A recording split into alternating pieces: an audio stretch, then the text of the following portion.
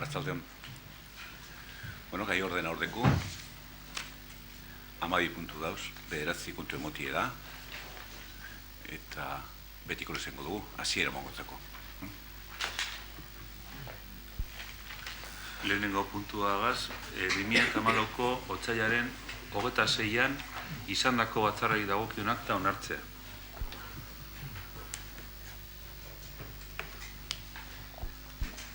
Lehen bozeramaileen bileran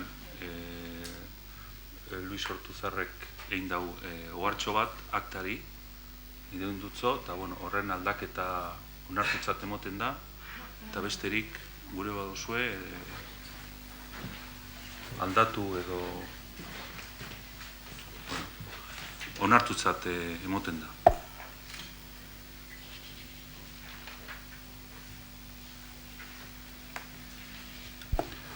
Kontu emoteko puntuak, bigarrenetik 10. dauz, kontu emotekoa die.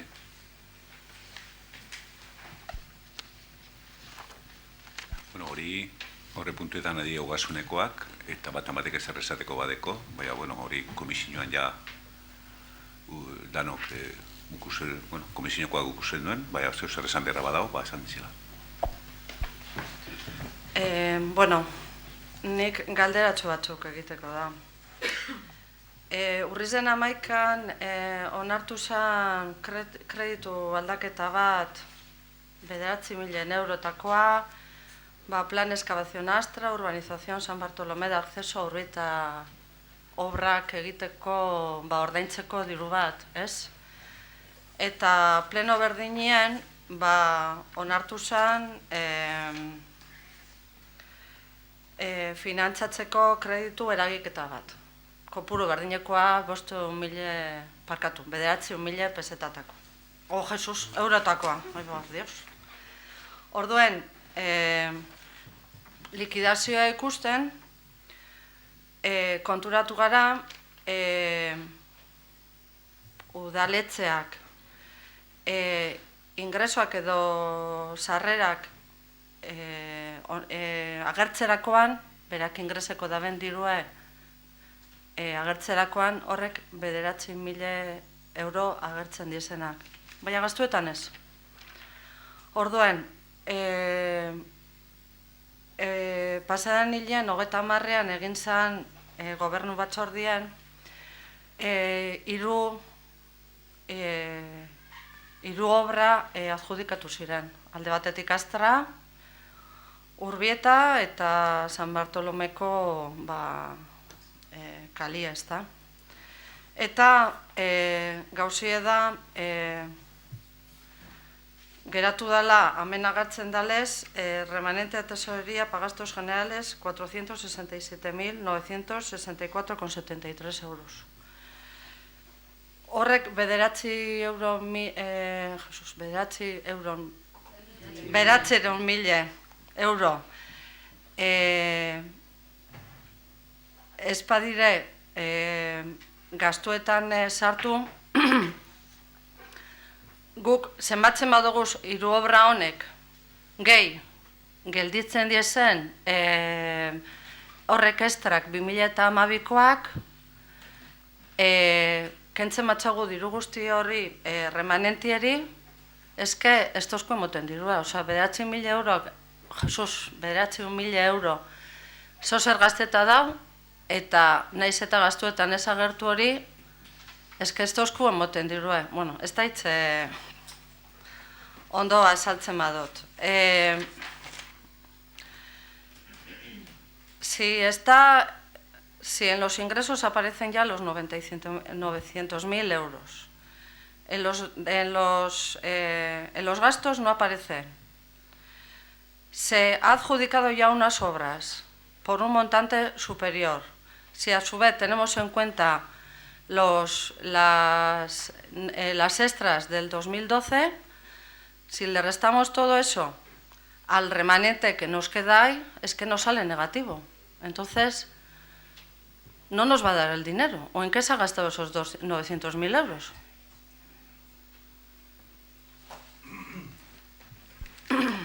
Bueno, no sé si la pregunta ha quedado clara. Yo creo haberte entendido.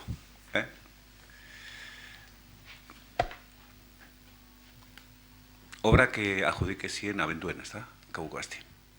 Hor dago interventori eta berak esango dugu lan bada, ni suposatu itzen dut lan dela. Adjudique guai, gastue cero. ¿Está? Las obras, las 3 obras, la de la pasarela, que está sin empezar, que estamos esperando el permiso de URA, que parece que es ya, que eso es lo que han dicho. Y la de la excavación de Astra, que se está haciendo ya, ahora.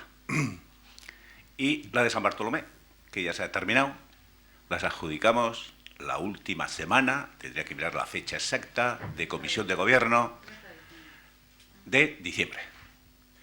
Tú haces unos ingresos, que son los 900.000, que son para pagar esas 3 cosas, pero has gastado 0 a 30 de diciembre, ¿no? Y eso es, empiezas a pagar cuando van ejecutando las obras, primera certificación, segunda certificación y tercera, o la que sea necesaria, y listo. Creo que es así, ¿no? Ahí está la interventora para decir. No sé, digo, por sentido común. Holanda? Erantzun. Lehenengo eta behin, eskertuko nabarone galderak, ogasun batzordien eitziez, uste eta bostala lekuenik azalpenak emoteko. Hori lehenengo puntu moduen. Zean, hobeto azaldu aldot, aurre manentie, ez tala generala da financiación afectada, sedeko zu bebekako finantziazioa afekteta. Eukidozule sarrerie, rekonozi dute eta gastu ez dozulez ejekuteu, desbiazioa sortu dotzu positiboa, eta hori dau desbiazioatako tablan erreflejeta. Eta orden horre generetan dugu un remanente para gastos con financiación afectada de 1.074.000 y pico uste dut. Hor dauz, horre diruek. Ez lauren dala 64.000 eurotan. Eso es lo que te iba a comentar yo, que has mencionado el remanente de tesorería para gastos generales. Pero claro, es que esos están en los de financiación afectada, o sea, están ahí. Pero en esos gastos generales no están las extras de diciembre del 2012. Que también están en los de financiación afectada. Yo ahora mismo no tengo expediente delante y no puedo dar explicaciones detalladas. Los 900.000 son financiación afectada. Es que...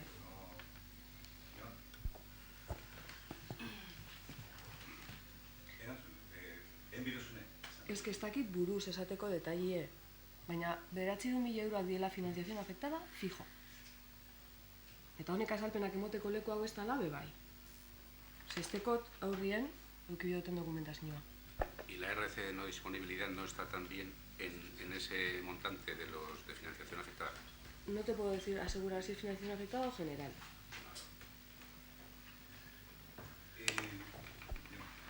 Yo de todas formas,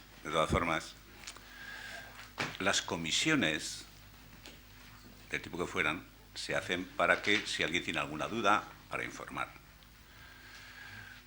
Yo no sé lo que pasó en esa comisión, no sé si se preguntó o no se preguntó. Está bien también preguntar en el Pleno, pero claro, como dice la interventora, no tengo el expediente aquí en la mano para darte la respuesta exacta. Pero el tema de los 900.000, que es lo primero, es eso. 30 de diciembre, adjudicamos las 3 obras, no gastamos ni un euro, y entonces los 900.000 estaban intactos. Entonces ahora que ya han terminado San Bartolomé, ya se ha pagado, pero estamos en el mes de marzo. Y las otras, una no se ha empezado todavía, la de la pasarela, que estamos pendientes de ese informe que está tardando mucho, pero bueno.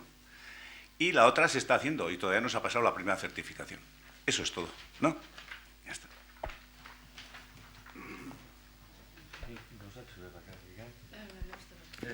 Bueno, esto a dinot esan dako gaitik. Hau bada lekue, bebai. Jose Marik izan dago moduan. Komisioa bada, baina plenoa bebai. Egiteko. Bueno, igual ekarri behar duzu espedientea, beste baterako. Baina plenoa bada lekua gauzak galdetzeko bebai. Komisioa bebai, baina plenoa bebai. Hemen gauzelako danok. 17 zinegotziok. Ez bakarrik komisioa da zenek.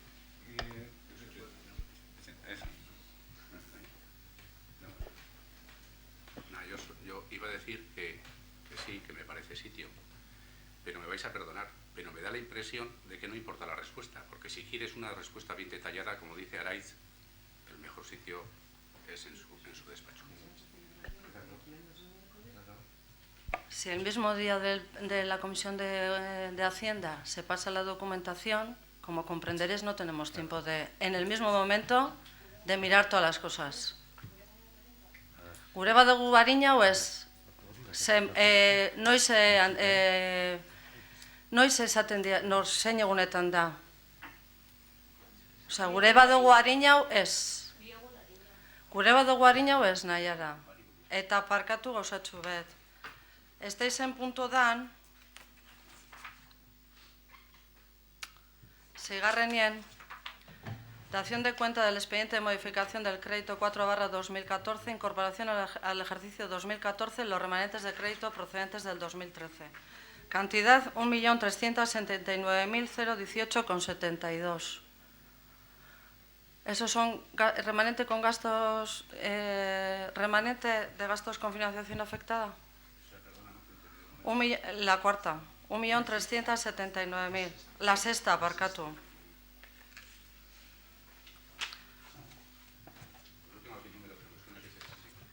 Pues es que no coincide con la liquidación. Y bueno, una cosa. Creo que ha quedado bastante claro lo de los 900.000 por lo menos. Creo que ha quedado clarito el porqué. Pero yo sí tengo que decir, con todo lo que le habéis dicho, o se ha dicho a la interventora, sí tengo que decir que ella sí tiene parte de razón, parte o total. Que sí se puede preguntar aquí también, por supuesto, y además el pleno es público, pero si se le va a hacer una pregunta concreta, específica, pues ella necesita el expediente para contestar. Pues que se la avise previamente y se diga, oye, te voy a preguntar, en el pleno te voy a preguntar esto, para que ella sepa qué expediente tiene que traer. Pero una cosa, José Mari, yo no sé... Y si no, pues si hay dudas antes del pleno, pues ella, yo creo que siempre está con las puertas abiertas y para recibir al concejal, a cualquiera de los 17 que estamos aquí. Entonces, pues bueno, sí, para que no haya dudas, es bueno, mientras ella esté allí, pues decir, Araitz, quedo contigo mañana, me puedes atender, tengo unas dudas, quiero que me resuelvas, ¿no? Y así sería mejor, creo yo. Pero, José Mari, yo no tengo ningún problema en preguntarle a Araitz. Le he preguntado más de una vez cosas y le he pedido datos y, mira, yo no tengo ningún problema y encima le agradezco porque siempre nos trata muy bien. Pero son daciones de cuenta que se supone que son del concejal de Hacienda o del que ha firmado en su momento, entonces yo entiendo que vosotros también tenéis que dar alguna explicación. No solamente tirarle el perro, o sea, tirarle la historia a la interventora. Yo creo, sin ser el concejal de Hacienda, te he respondido por sentido común, porque si el 30 de diciembre haces la adjudicación de las 3 obras y dices está en el remanente, está ahí el dinero, pues claro, porque no hemos gastado ni un euro a 31 de diciembre y estamos ya en el ejercicio 2014 y vuelvo a repetir, y las obras se han iniciado y ya se ha pagado rentería, una está sin empezar, pendiente de ese informe de URA, y la otra se está haciendo, que creo que todavía no se ha pasado ninguna certificación. Y creo que ha quedado clara la respuesta. Creo que ha quedado. Y es así la respuesta, además. Otra pregunta. Entonces, en las inversiones, ¿por qué no habéis reconocido?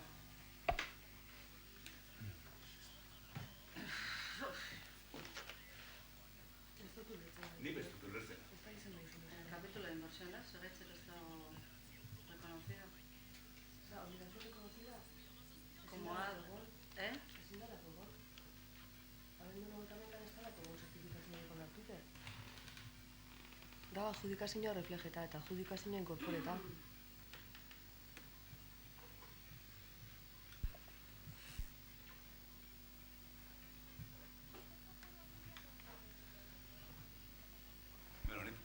Este txamen amaitzuko badugu, baina geusek argi esan donek, galderak amenetxe ondo dau, baina duda dekusenien, da geusek argi gure duzenien, da beste bat inakik erantzun nahi debela, ze gezo bat erantzun edo beste bat erantzun oídos sordos están bien, no beran gustoko erantzun ez dela, hori beste geuse bada, baina, el que quiere saber bien las cosas, que vaya a intervención y si no, que pregunte a la comisión. ¿Que no ha preguntado en la comisión? Pues por lo que sea, pues que desconocía, va y antes de venir al pleno le pregunta. Y si no le dice, oye, te voy a preguntar en el pleno, públicamente, lleva el expediente que te voy a preguntar. Y si no es así, pues no es así. Yo creo que ha quedado bastante clara la respuesta, ¿no? El caso es que cuando a uno le responden y no le gusta la respuesta, lo que no puede hacer es volver a insistir. No debería ser, por lo menos. Sí, horregaz egin dute, pues sí, nosotros pensamos que tienen que traer los expedientes de los temas que se van a tratar aquí, por si surge alguna pregunta, que puede surgir.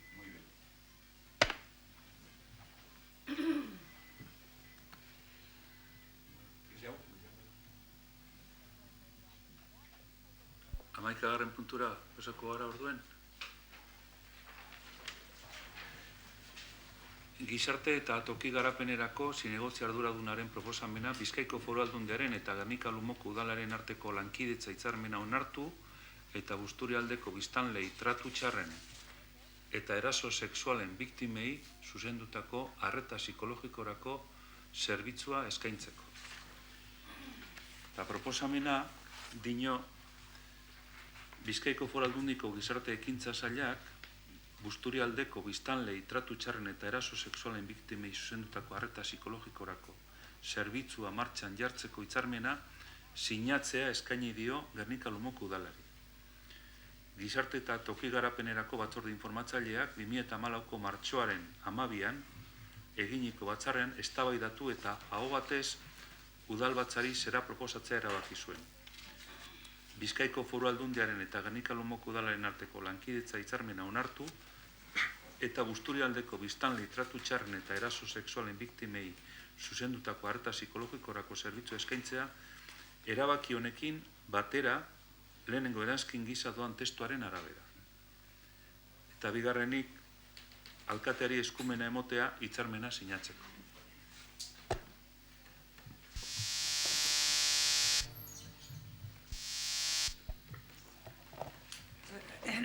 Oso labur esateko, hau izango da zerbitzu bat, astean behin egongo dena, eta Jonek esan dauen moduan Foru Aldunditik eskaini jakun zer bata, zerbitzu bat, nezetako badakizue berdintasuneko geurea daukagula, baina zehazki da tratu txarren inguruko aholkularitza psikologikoa izako da. Beraz, ondo ikusten dugu, gainera Busturialde mailarako da, eta horregatik ekartzen da gaur sinadura hori.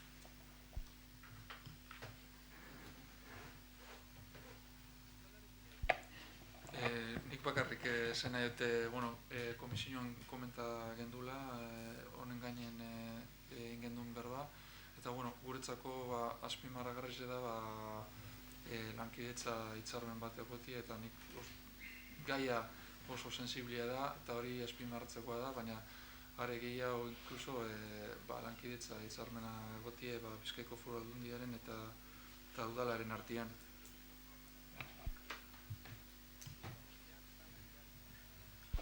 Hitzarmen honen aldekoak aho batez onartzen da.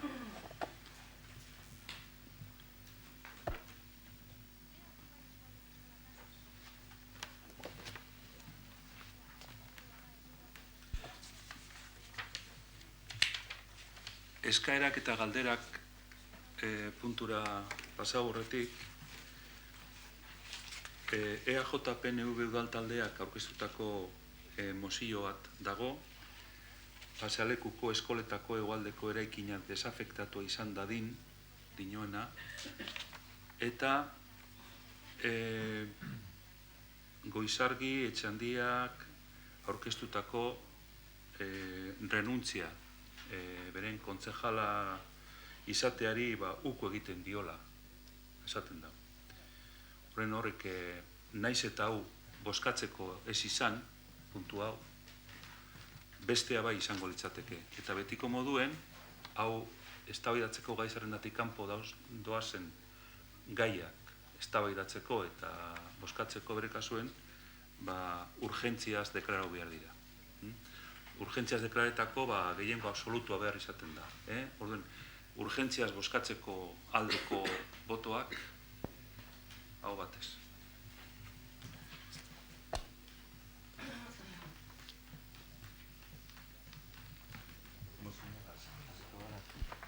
Moziñagaz. Bueno,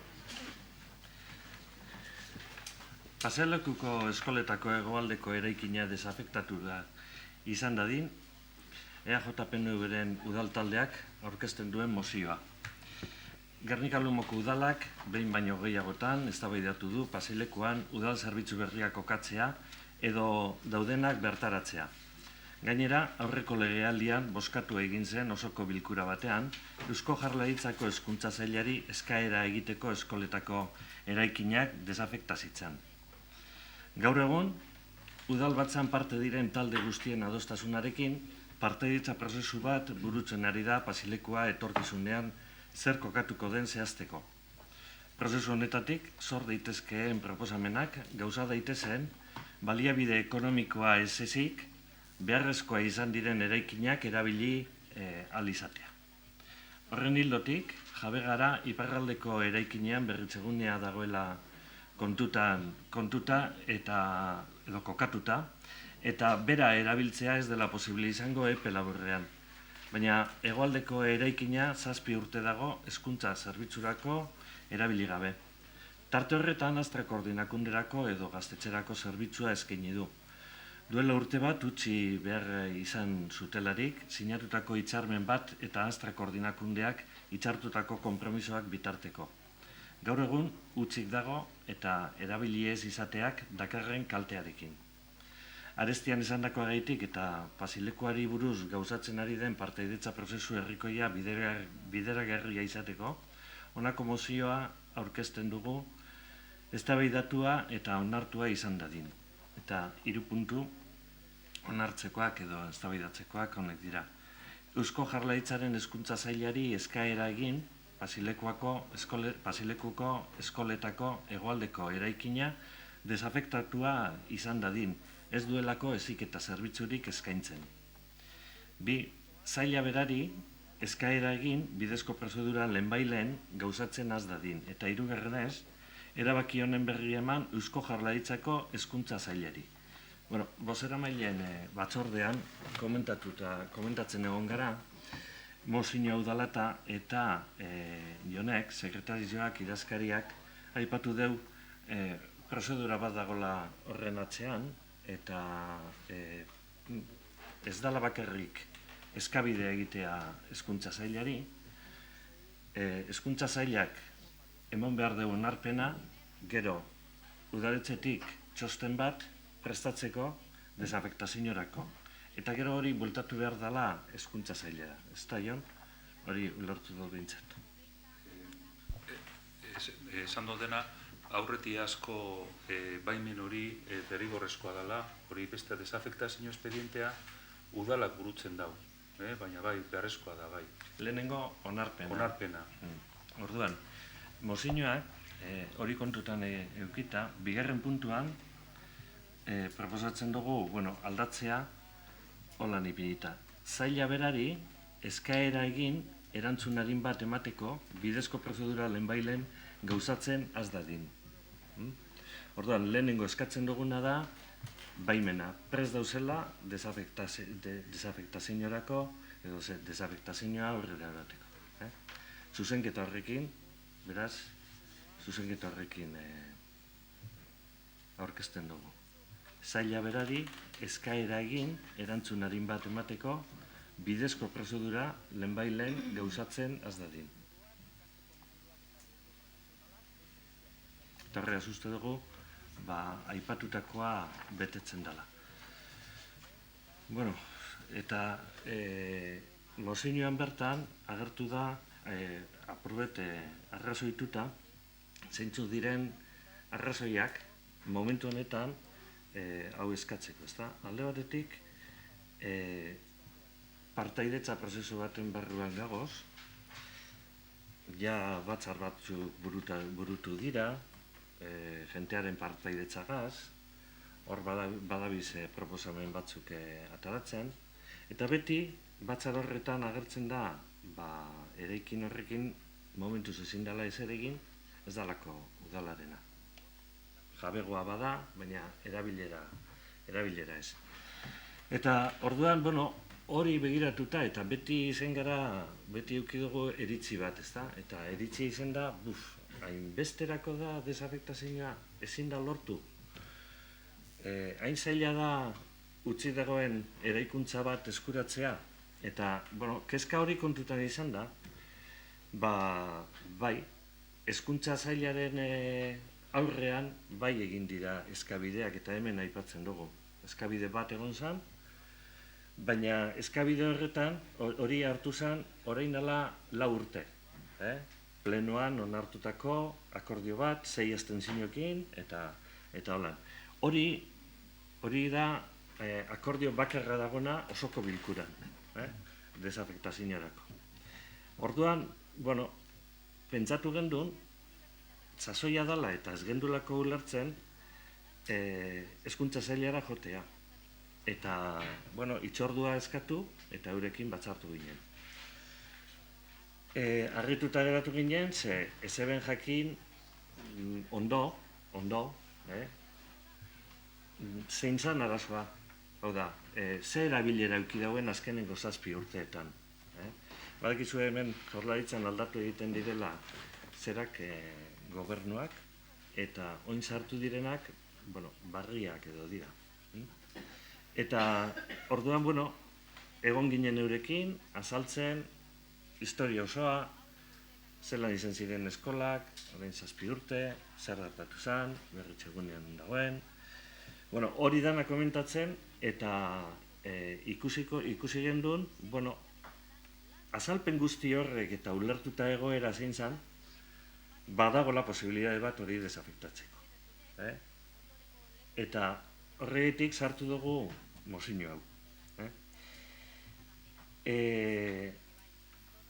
Ez dakit, ona izango litzake aho batez ateratzea eta modu batera edo bestera, danok egindako bidean, ia lortzen dugun helburu hori. Desafektazioa.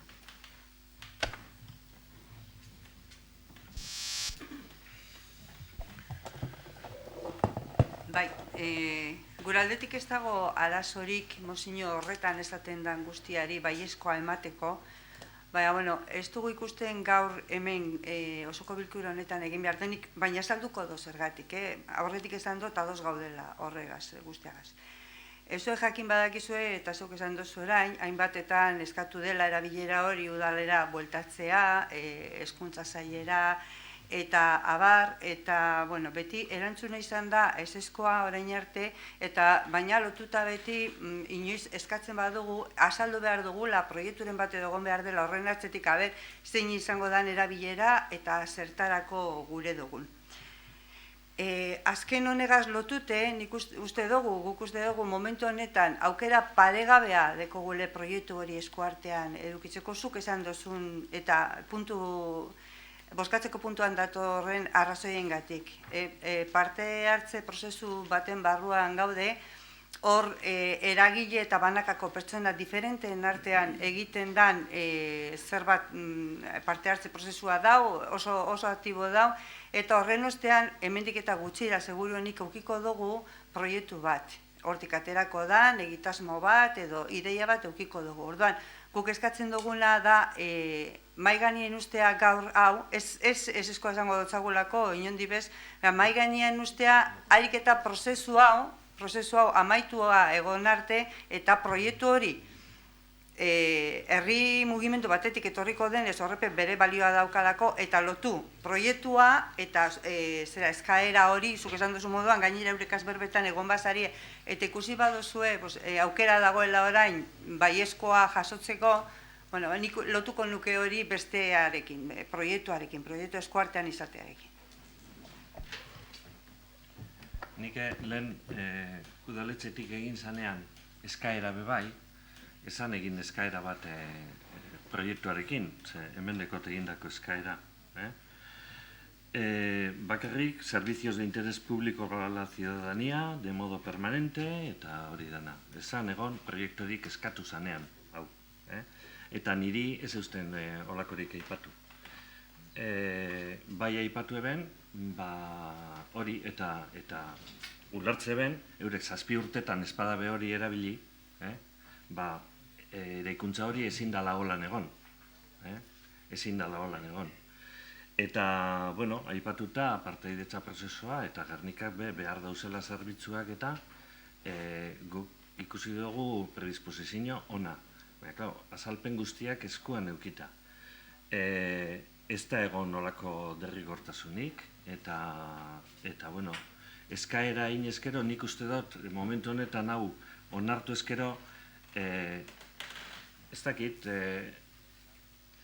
harinago lortuko genke hori, itxaron barik zer ataratzen den partaidetza prozesutik eta hori dena galduko genke, denpora purbet, eraikuntzaren kalterako, ze ez dakit ikusi duzuen zelan dagoen, kristalak apurtuta, eta barruak zizko inge, baina batez be kristalak apurtuta, eta horren eraikuntza horren giltza bate daki nork daukan, eta uste dut udalaren materiala desagertu egindala hortik.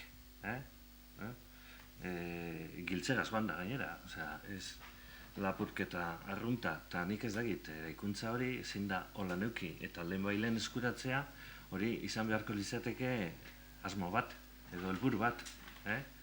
Horretik, guk pentsatzen dugu orain dala momentua batez be arintzeko hori dana, prozesua.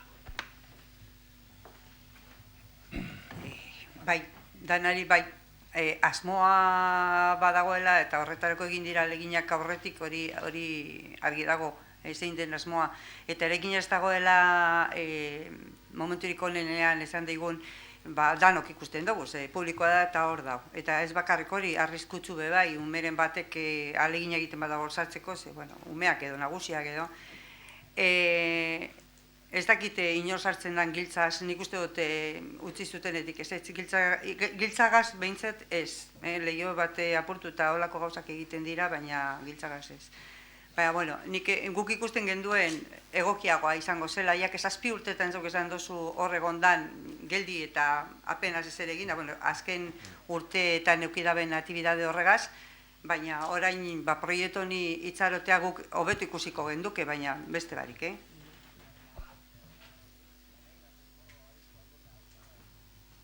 Nik gauzatxo bat esatarren, bai, nik uste danok gauzela hemen ados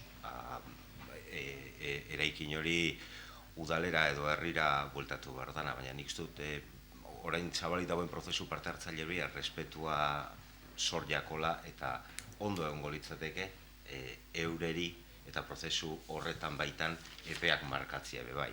Osea, ez izatea guk badakigu, danok dakigu desafekzio hori eskatzeko momentue badala, lehen hau izen da, oin be bada, baina ez topentzetan gabizela urtetaz berbait, nik uste dut izango dela, urrengo hilen edo hilebete eta erdi barru, prozesu hori amaituko da, eta izango litzateke neuretzako, eraikitzaileagoa danon artean adostutako eskakizun bat egitea. Udalaren aho batezko erabaki baten bermeaz, baina parte hartze prozesu horren proiektuaren ez dakit laguntzanaz.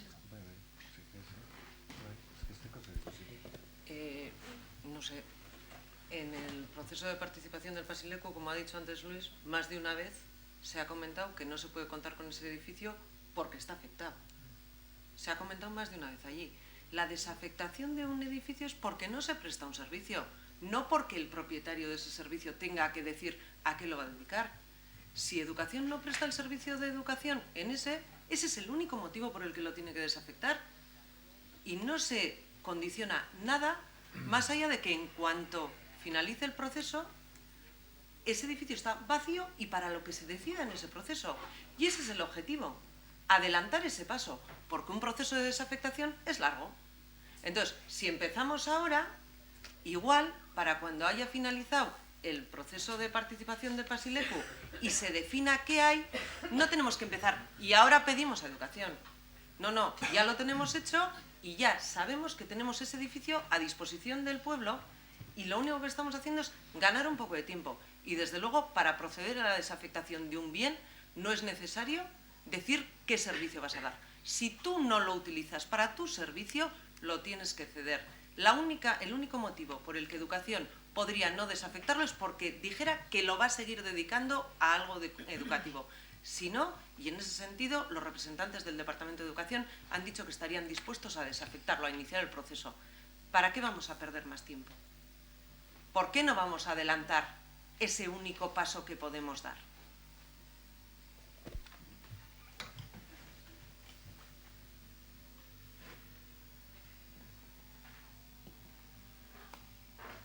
Bosketara pasako gara orduen. Mozio honen aldekoak aho batez onartzen da.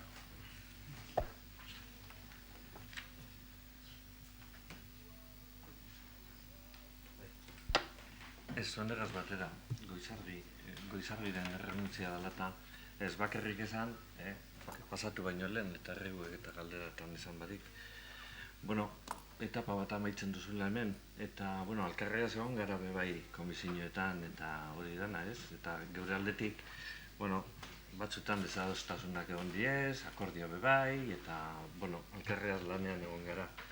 Eta, esan behar bakarrik, eskertu zure lana, geure aldetik behintzat, eta esan, hemen gehitu zuela, hemen gauz, eta gure duzunerako.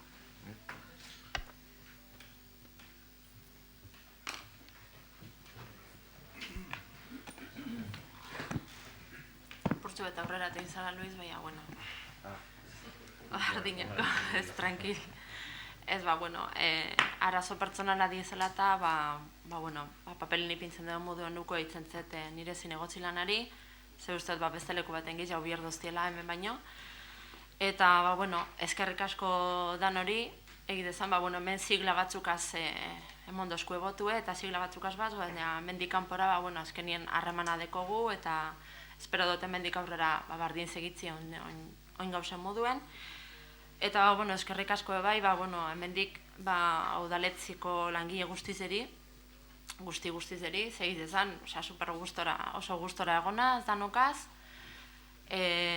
udaletzetik kanpo dausen ape bai, jai batzordien eta dausen jenti gaitzi eskerrak ebe bai eureri, asko lagundu doztie, eta, bueno, batez be, azkenengo urte honetan, niretzako oso urte gatza izen dela, benetan, bueno, eskerrak eureri, eskerrak nire taldekoari, zeueri, eta, bueno, hemen egongo nazela, bueno, hemen ez, kanpoan egongo nazela, baina egongo nazela, eta hori, oso sortarako bierba uste zuen, hemen agoela.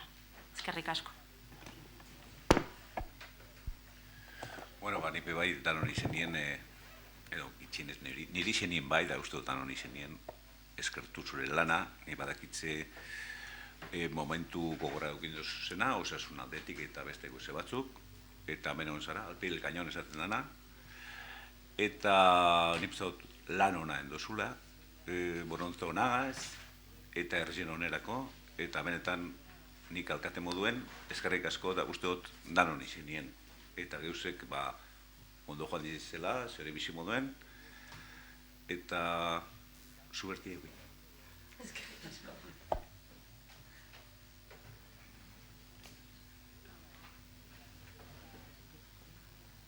Jaerak eta erreguak.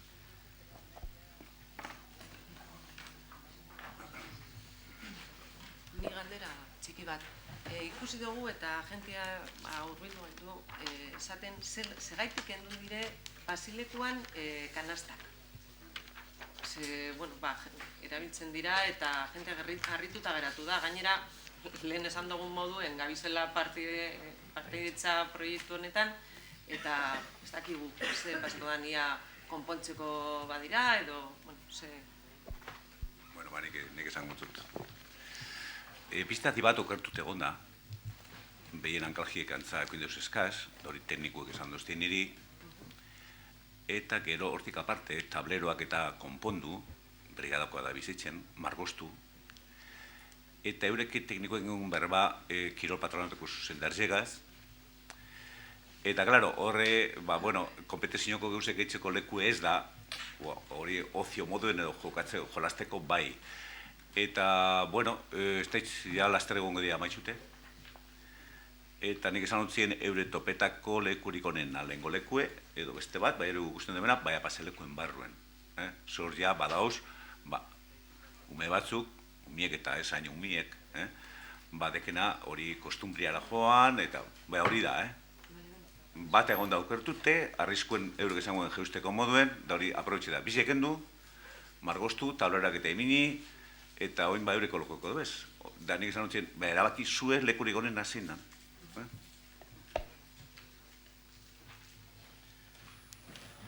Bueno, beste gai bat, hemen pasatzen gara gai batetik bestera, eta aldatu behar dugu apurbete zera. Bueno, protesta sindikala direla eta, aurreko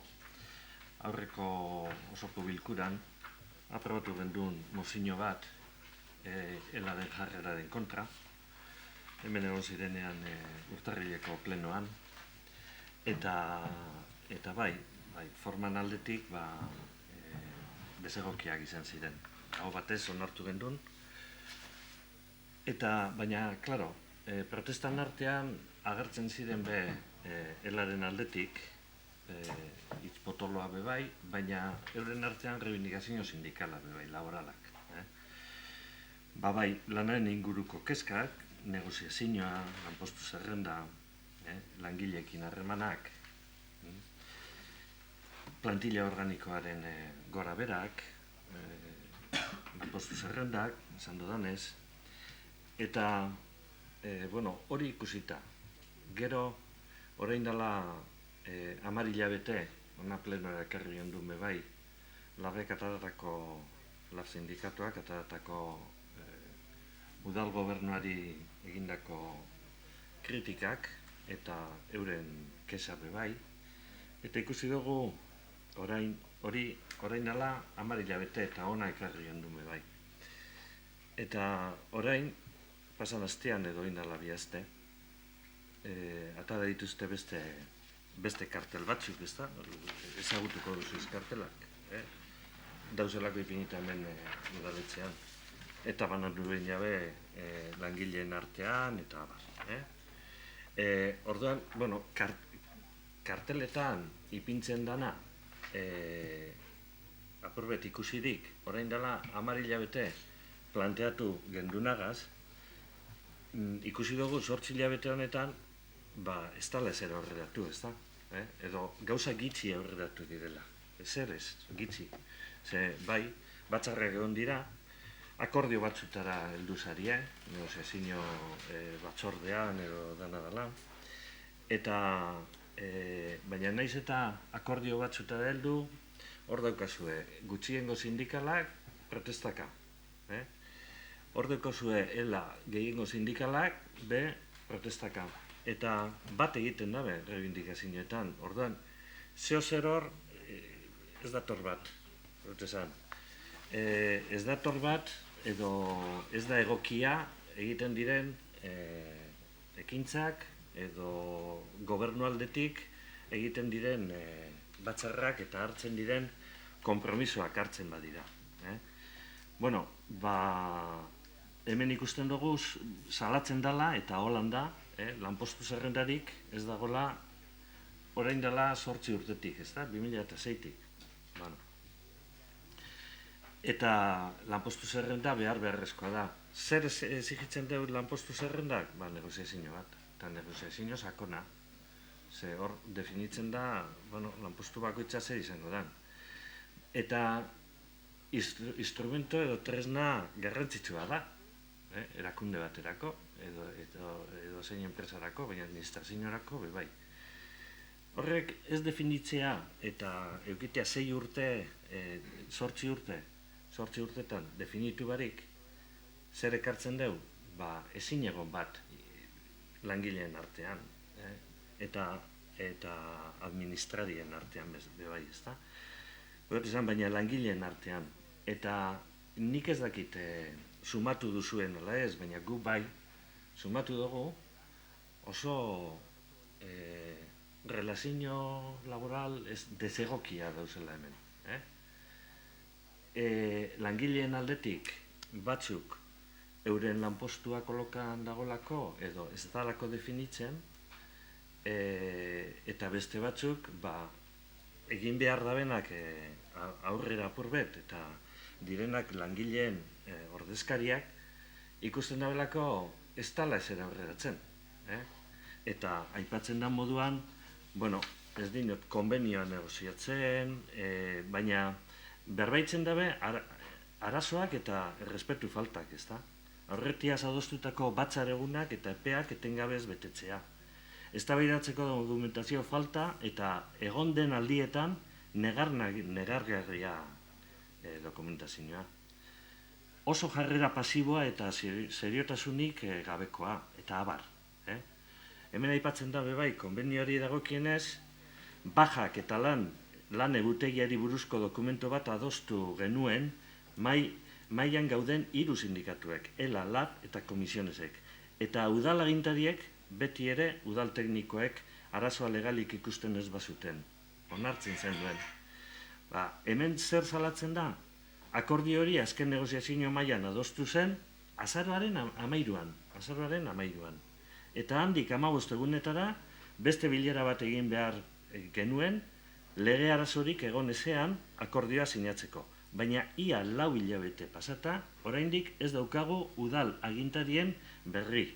Ez dakigu teknikoek lege arazorik ikusi duten adostutako dokumentuan. Eta kalifikatzen dabe, lotsagarria. Ez dakit. Baina ezin egon hori langilegoaren artean badagola, nabaria da. Eta gero, eta arazo larriagoa da. Nik ez daki zeintzuk izango diren arrazoiak, guk ez dakigu. Partaidea gara bebai, ez dakigu hor egon behar garen, baina partaidea gara bebai, baina guk ez dugu negoziatzen eurekin. Negoziatzen dugu, gobernuan dagone eta erabakiak hartzeko almena duenak. Gero aipatzen dira bebai, pankartak kendu direla, negoziazioa eskatzeagaitik, eraikuntza publikoetatik, eta zenbatetan ikusi dugu eraikuntza publikoetan pankartak ipinita. Hor, Euskaltegitik kendu da pankarta bat, langileen errebindikazioekin, negoziazioa ipintze bane pankartan, esan inor, ez dakit inorren izeni jartzen, ez ezabez, negoziazioa, rebindikazio sindikal bat, eta orain arte, hor ikusi dugu, pankarta bat ipinita, eraikuntza publikoan, pankarta hau egon zen lekuan, komertzio batena, eta pribatu batena, eraikuntza publiko baten. Hori esan kendu, orain kendu da, bai, bilaldi egaz lotuta, bai. Eta, hemen balkoian bebai, ikusten dugu pankarta bat dagoela, ez da? Eta pankarta ez jartzeko zera agindua badau eraikuntza publikoetan, edo balkoietan, edo kanpoko aldean, mota guztietako pankartetarako izango da. Hori dela eta langileak euren desadostasuna eta eineben konzentrazio bat bebai hori dela eta pankartak kentzearena dela eta, negoziazio maila orain adierazpen askatasuna beti pankartekin lotuta, ez?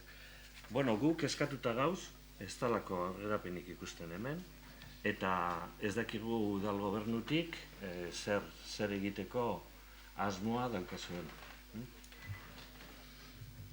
Hori da galdera. Zer egiteko, desblokeatu egingo dozuez, konbokatu egingo dozuez zerak, batzarrak, honek geratu direnak adosteko horrekin jarraituko duzuen, ala zer. Nik honen inguruan, pasadan asteko gertakari horren inguruan bebai, hausnarketa bat egin gure gendun, sortu bat etorten dalako horra gertu diren errebindikazioekin, eta eskakizun bat, eskari bat, bai ardura daukan ordezkari politikoari, baita ardura daukan teknikariari, lehen bailen oneri buelta emateko eta aurrera egin dadin, bai lan hitzarmena, bai negoziazio maila, eta bai RPTA edo lanpostu zerrendaren onarpena. Horregaz bat gatoz. Eta bestalde batetik, pankarten inguruan gure desadostasuna erakutsi behar dugu bebai. Ze eraikin publikoan egite da, alkateak agindu ebala pankarta horrek kentzea eraikin publikoetan dagozalako. Baina gure ustez, eraikin publikoa dana batzuentzat, besteontzat lantokia da. Eta zilegi ikusten dugu, lantokian arazo laboralak dauzenean, erreibindikazio horrek bertan agertzea. Are gehiago, pentsatzen dugu, arazo laborala zana, adierazpen askatasun arazo bat bihurtu dela, horrelako jarrera gazta orduan. Honegaz batera, bigarren eskakizun bat gure egunkein, alkateari, horrelako egoerak errepikatzen direnean, adostasunerako eta elkarrizketarako jarrera hartun, eta danon artean adostu, pankarta horrek espadidez hor egon behar, non egon behar diren, eta arazoa estaldu barik, arazoari konponbide emoteko. Bai arlo laboralean, eta bai adierazpen arlo.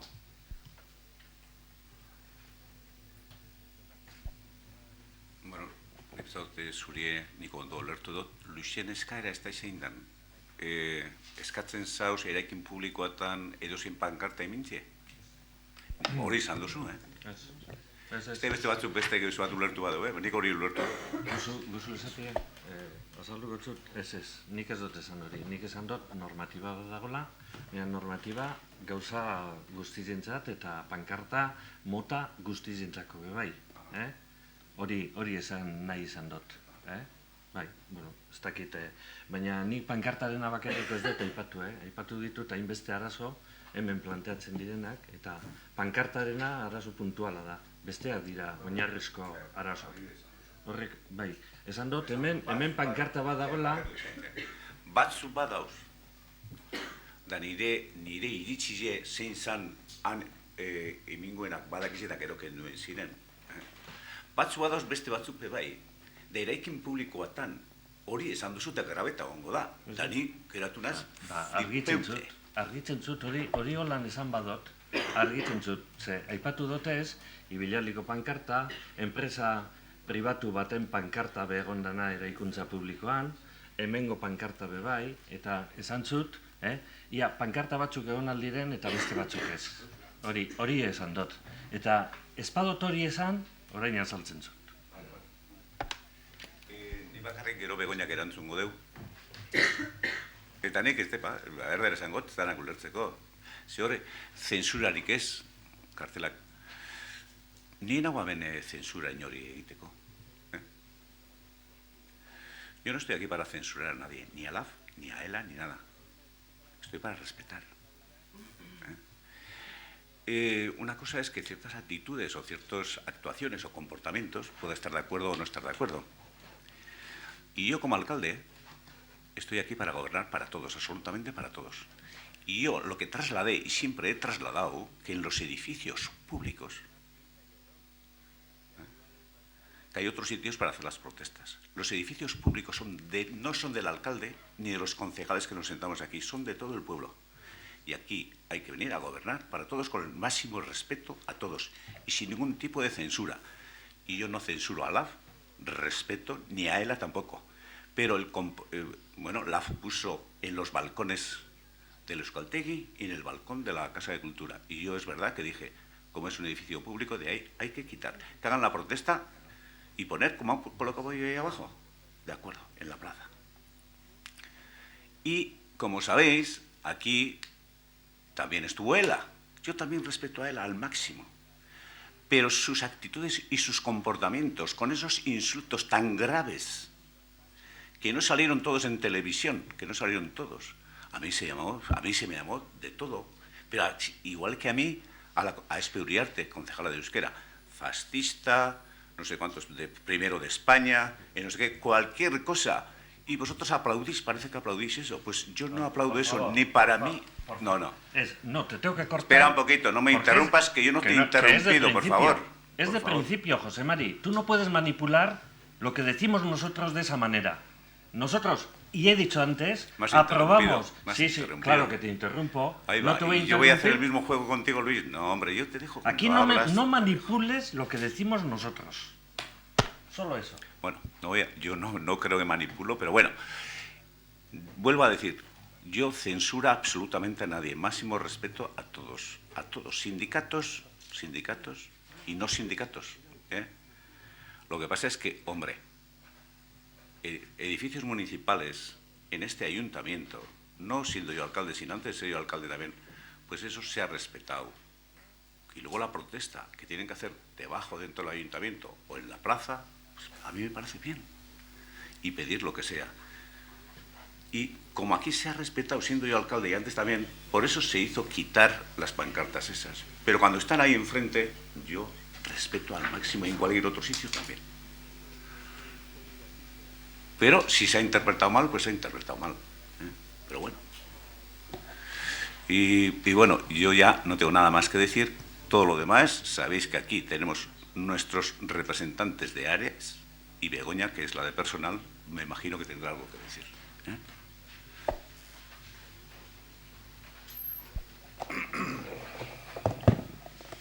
Bueno, gauza asko eta galdera asko egin dozuz, bueno, galdera baino adierazpenak egin dozuz, afirmazioak egin dozuz zeure diskurtso horretan, eta bai, bueno, hasiko gara lanpostu zerrendatik. Bai, gauza asko dira eta ni zentratuko naiz gauza pare batean, bale. Lanpostu zerrendatik esan dozu egin bari dagoela, 8 urteetan ez dela ezer egin, 2006koa dagoela indarrean, eta hori hala da, egia da, baina bidean, eta aurreko legislaturan 2010ean onartu zen beste bat. Onartu zen RPT bat, baina salatu egin zen eta anulatu egin da horraiti daukagu 2006koa indarrean. Beraz, ez da 8 urteetan ez dela ezer egin, hori ez da egia.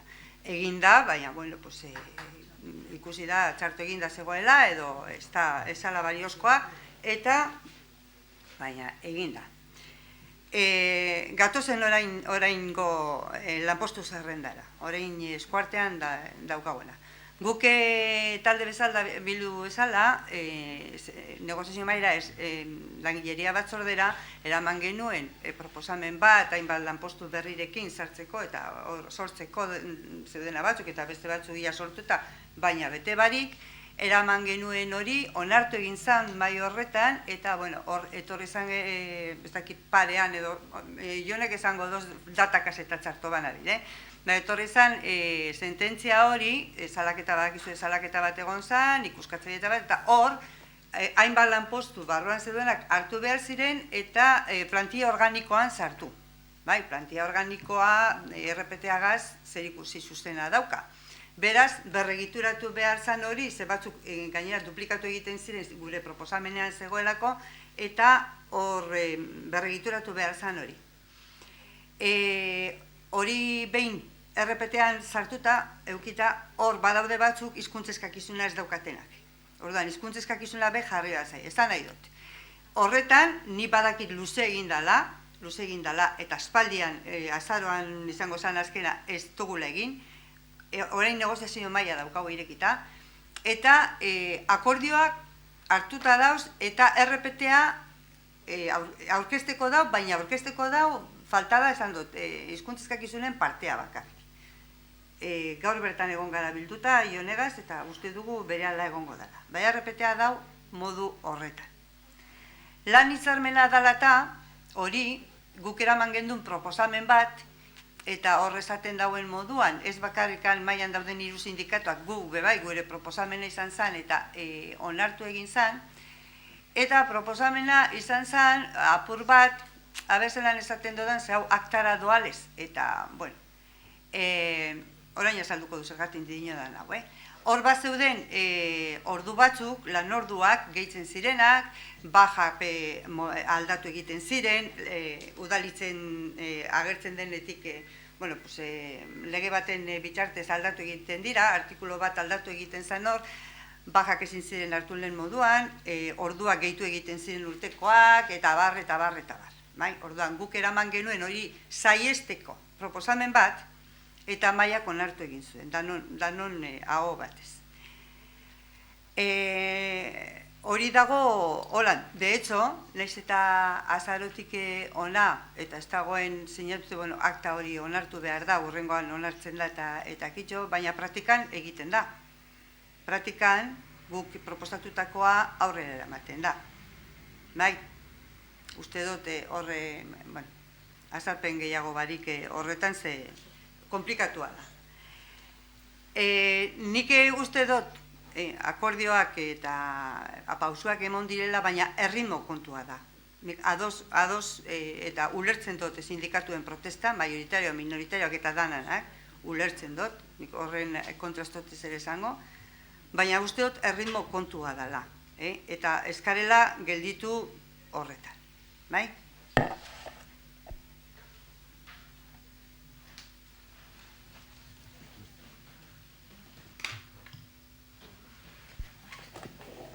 Beste galderari. Bueno, nik azkenengo galderia. Bueno, buliri egiteko da. Abuztuaren 28 aurrekontua onartu zanien, bueno, ez dakit ezker abertzalea gaur egon sorturen izenean, bere ikuspuntua esan eban, aurrekontua zergaitik onartute neben, momentu honetan, apur bat baldintzatuta esango dugu, eta bertan, nik akta hartu dut, eta aurrekontuak ez dira eztabaidatu ez koalizio barruan, ez oposizioagaz, ez herritarrakaz. Bilduren lerro ideologikoaren ardatzatariko bat hori da, eta ez dugu bete, eta 2011ko hauteskundeetarako koalizio honek aurkeztu eban programan zutabe nagusi bat zan parte hartzea, eta hori ez dugu bete. Orduan, guk esan geinke oposizioarekin berbarik ez dela egin. Orduan, beste pausuak emon diren ala ez, jake zeuke aurkeztu zen duen edo zuen ikuspuntua nahi dugu jakin, eta, klaro, ez dakigu hori argudia izango da nala, orain dino aurrekontuan hartu barik dagoen, ez dakigu zaitza hori izango da. Aurrekontuaren dino, omen, ez den proposamena ez da rekarri, segun guk oposizioarekin behintzat ez da berbarik egin. Bai, proposamena ez da ekarri, hori izan galdera ez, zelan dagoen aurrekontu zelan dagoen, seguramente beste batzuko beto esango dauen baina geure konpromisoa da eztabaidatzea, gure artean eztabaidatuko dugu, gure arteko adostasuna dekogunean ekarriko dugu zuekaz eztabaidatzeko, eta gure plana beba da herritarron aurrien aurkezti. Badan bebai, ez aurrekontu parte hartzaile oso batzuk ezingo dugu egin, baina bai hildo nagusiek eureri presentatuta zeuegaz bebai. Gure arteko aurrekontu proiektua onino ez daukagu zuekaz eztabaidatzeko. Suposatzen dut abuztu baina hori nabe izango dela, ez garrela alduko abuztura arte igaz moduan. Hori suposatzen dut nipe bai, baina kontu da adostasuna ailegatzea da helburua, ez aurrekontuk lehen bailen onartzea, seguramente rodillo moduen aldi ez onartu eztabaidatu barik urtarrilen baten bebai. Baina, adostasunak ekarten dugu eztabaida, eta eztabaida denbora baten dugu. Eta azkenengoa, otsaileko plenoan inakik esan eban, ni galdetu neban berdina, aurrekontuan noizko izango diren, eta hile bat pasatuko dela, eta ogasun batzordea deialdi bat egongo dela, aurrekontua dela, eta ez, martxoan gauz, eta, behintzat berba ez da bete inaki sentitzen dut. Bulik erantzun deu. Ni buliri galdetutxot, bere euren partea, eurek sortu moduan, aurrekontua onartzerakoan baldintza horre jarri bezan. Da, bestalde batetik da, zeuri, ogasun zinegotzi moduan, esan zen duen, hilabete bat pasatuko dela, eta, otsailan izan zen hori, martxoan gauz, egia esan daia apirilan, eta aurrekonturik ez daukagu.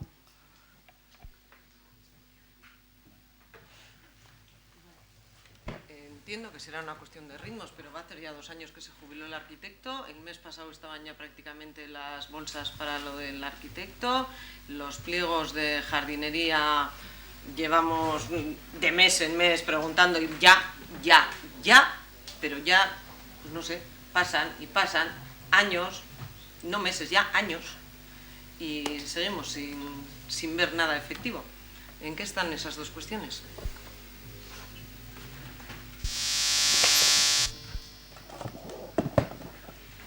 Aterateko egon diren 3 boltsetatik 2 ja prest dauz, arkitektoan eta garbitzaileena prest dauz, baina, bueno, eginda, orain aste honetan amaitxute dauz, bale?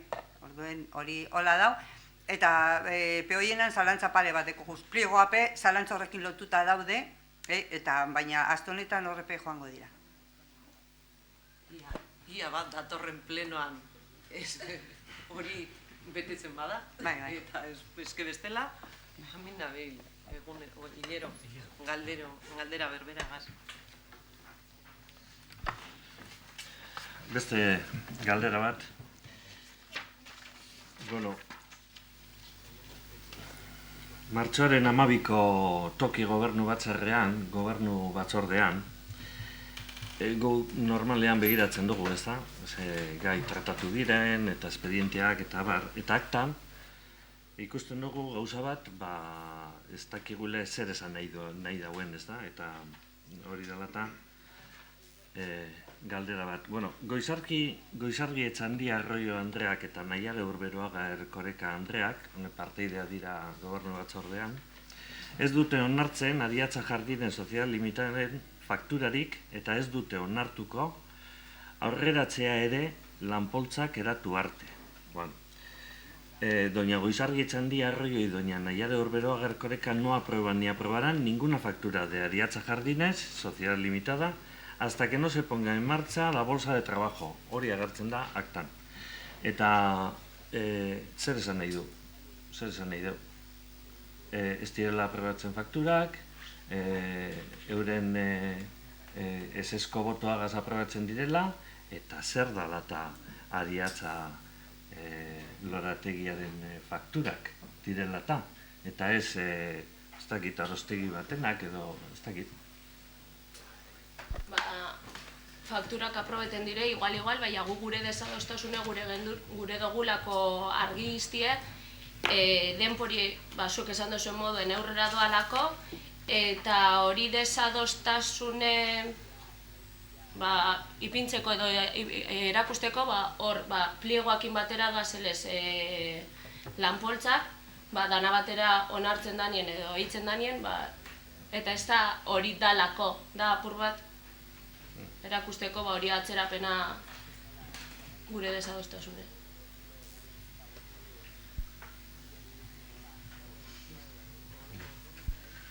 Hombre, eta fakturak ordaindu eitzen dire zelana eitzen danien, bai jardineriz edo beste geuse baten lanari ezkero ordainduen bida.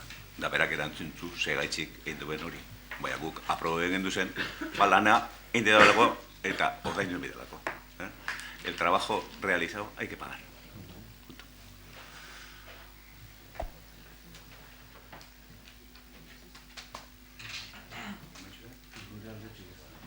Bueno, hemen amaitxurik egon dugu. Gauzatxua bakarrik, Jose Mari. Gogoratu eta gonbidatu urrengo barikue, azken barikue danlez, presoen eskubideen aldeko elkarretaratzea dituta doela Pasilekoen aurrean 8 Bueno, beste barik, amaitxurik egon dugu.